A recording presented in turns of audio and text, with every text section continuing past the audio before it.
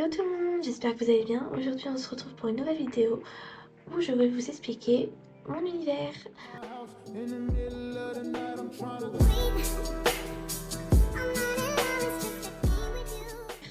Aujourd'hui, ce qu'on va parler, c'est les gardiens. Alors les gardiens, déjà pourquoi est-ce que je fais cette vidéo, c'est par exemple si vous avez envie de faire un OC dans mon univers, avoir votre propre fanfiction, du moment que c'est pas trop...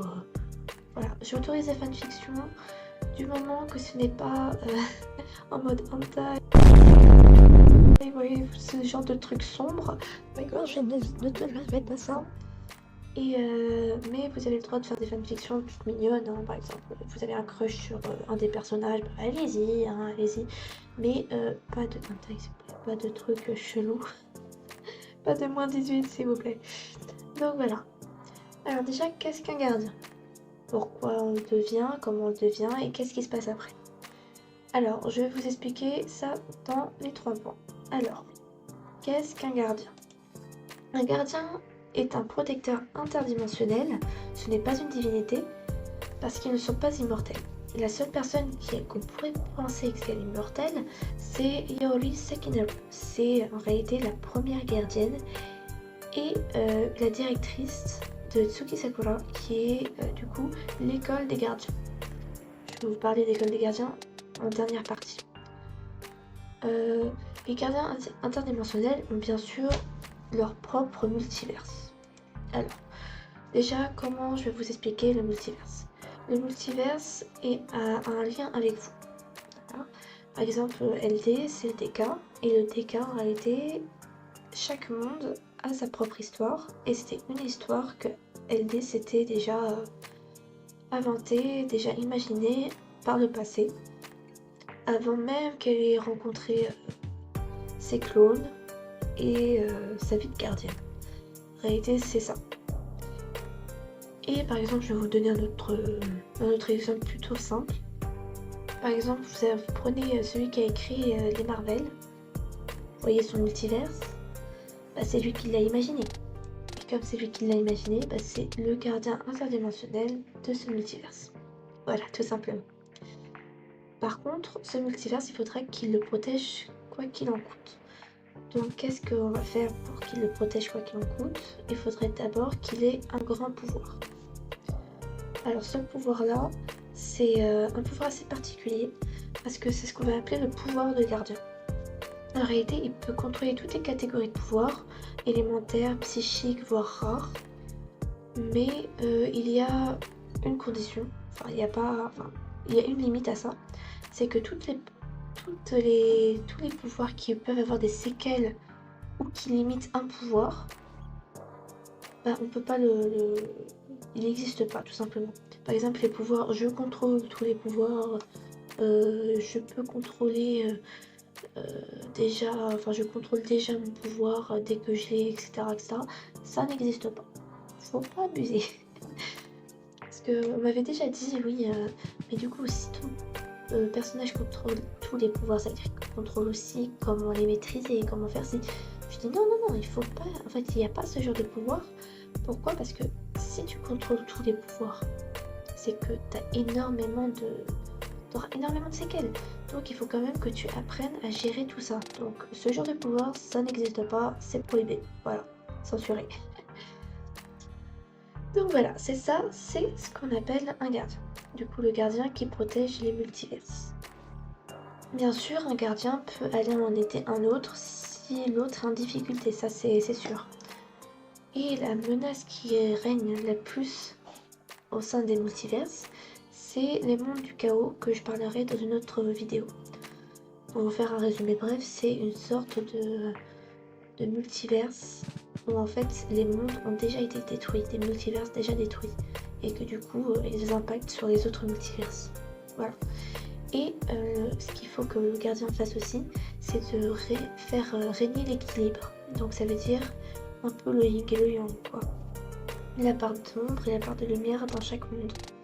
On peut pas avoir un monde que de gentils ou un monde que de méchants. Il y a forcément l'un des deux au moins. Enfin, il faut au moins qu'il y ait les deux dans un monde, parce que sinon, ça va pas être possible. Vous imaginez un monde sans méchants ou un monde sans gentils? C'est pas possible, ça n'existe pas.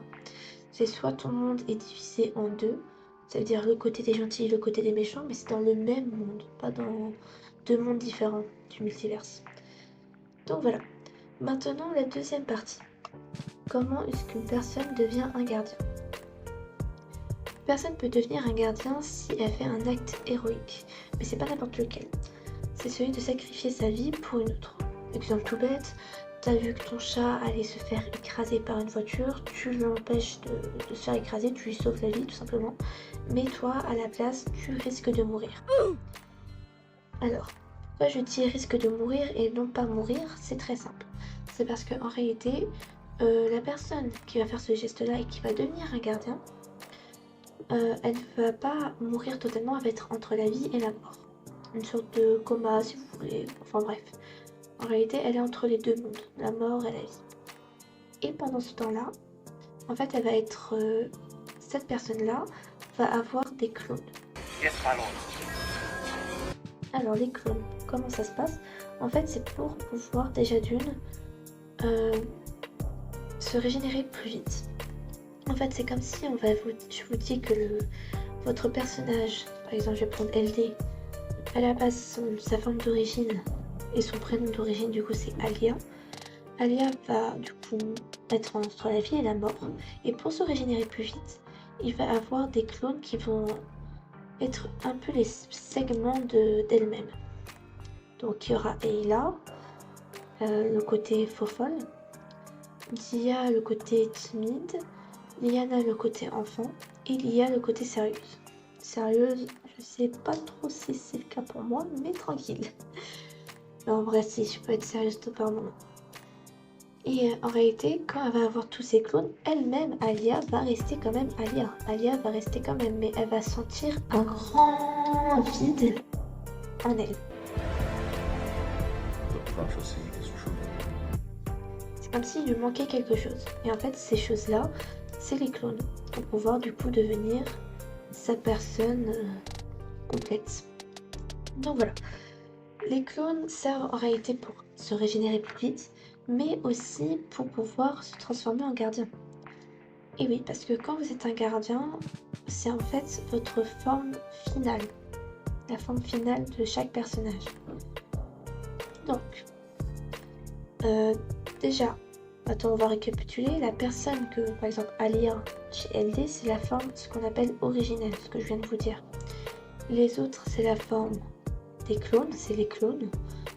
Donc, ceux qui représentent une partie de votre personnalité. Voilà, comme je vous l'ai dit tout à l'heure.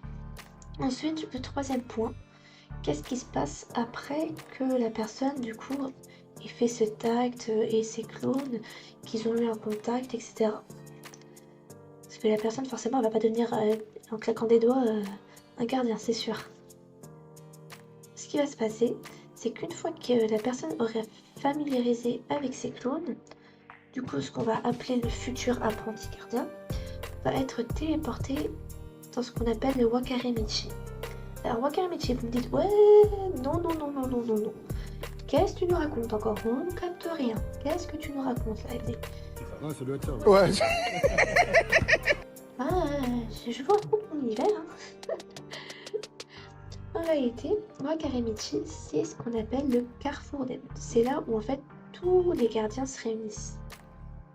Par exemple, un gardien, ça va pas forcément vivre dans chaque monde. C'est pas possible. Donc, ce qu'on appelle Wakaremichi, c'est un carrefour des mondes. Pas un carrefour l'enseigne, hein. Pas un carrefour j'optimisme. Hein. C'est un carrefour plutôt le rond-point. Vous voyez ce qu'on appelle les ronds-points? Bon, bien sûr, vous devez sûrement savoir ce qu'on appelle les ronds-points. Mais vous voyez, quand on a un rond-point, on a plusieurs sorties, plusieurs entrées. Bah c'est ça. C'est comme si c'était le rond-point des multiverses. Du coup, ce monde-là, c'est là où on va trouver ce qu'on appelle les logements de gardiens. Par exemple, pour LD, c'est un manoir. Bon, on va me dire, ouais, ça y est, on savait, c'était une fille bling bling. Non, elle a un manoir pour de bonnes raisons. Pour de très bonnes raisons. Faut savoir que mon personnage, du coup, LD, va avoir 7 enfants. Combien? Et oui. Pas que voilà, mais c'est juste que j'avais tellement de prénoms d'enfants que je dit allez, vas-y, elle en aura 7. Donc voilà. Et en fait, dans ce manoir-là, il y a une pièce, obligatoirement, qui va lui permettre d'aller et venir dans chaque monde. Et ce manoir-là, du coup, se trouve à Wakarimichi. Et qu'est-ce qu'on trouve aussi à Wakarimichi? C'est que c'est là. L'école, en fait, des gardiens. Du coup, une fois que la personne était portée à Wakarimichi, franchement, il y a plusieurs façons imaginables dans lesquelles vous pouvez être téléporté. Bah, je me suis endormie, je me suis retrouvée dans une prairie. J'ai marché le long d'un couloir et j'ai ouvert une porte et pouf, je suis arrivée dans la prairie. Dans tous les cas, ils arrivent dans la prairie. Et après, du coup, qu'une fois qu'ils soient téléportés, qu'ils soient arrivés dans la prairie, du coup, en fait, c'est l'entrée de la ville de Wakarimichi, enfin de la ville de départ, on va appeler ça comme ça. Il va être guidé par soit un gardien, soit ce qu'on appelle, c'est pas des chibiers, c'est parce qu'à la base j'appelais ça les chibiers, mais le problème c'est que LD, déjà dans son monde, il y a des petites créatures qui s'appellent les chibiers. Du coup, je vais plutôt appeler ça des sortes de petites fées. Non, j'ai pas encore de nom bien spécifique. Et ce sont des sortes de petites fées qui représentent chaque gardien. C'est comme une sorte de familier, pas vraiment un familier, mais plutôt un guide. Un guide pour les gardiens. Hey, listen! Et du coup, il va être soit guidé par ce genre de petite fée, soit par un gardien professionnel, jusqu'à Tsukisakura, l'école des gardiens. Et dans cette école, c'est assez particulier parce qu'il y a le cursus des gardiens, mais aussi le cursus normal. Ça veut dire, vous pouvez trouver un lycée, une primaire et un collège. C'est tout. Vous pouvez trouver ça, et vous pouvez trouver l'école du coup des gardiens, le bâtiment des gardiens. Une fois que du coup l'apprenti gardien est arrivé à Tsukisakura, il va apprendre à contrôler son pouvoir de gardien et à savoir en fait tout ce qu'il doit faire en tant que gardien, etc. Et aussi l'histoire en fait de ce qui s'est passé pour pas répéter les mêmes erreurs. Voilà. Mais ce qu'il faut savoir aussi à Tsukisakura, c'est que pour les cursus de gardien, il y a 3 niveaux. Très simple à retenir, débutant, amateur, professionnel. Voilà. Alors bien sûr, tout le monde arrive aux débutants. Ils arrivent, ils sont débutants, ils commencent à apprendre ce qui va se passer, etc. Ensuite, après qu'ils ont passé l'étape débutant, ils vont avoir ce qu'on appelle l'arme de gardien. Et l'arme de gardien, c'est une sorte d'arme magique qui peut prendre n'importe quelle forme si on le désire. Mais la forme originelle de cette arme-là, c'est ce qu'on veut en fait, ce qui nous représente. Par exemple, LD, la forme originelle de sa arme de gardienne, c'est une faux. Comme la mort. Je ne suis pas une psychopathe, je vous assure. Mais en fait, c'est parce que je trouve ça trop stylé une faux, parce que en fait, ça représente bien la mort.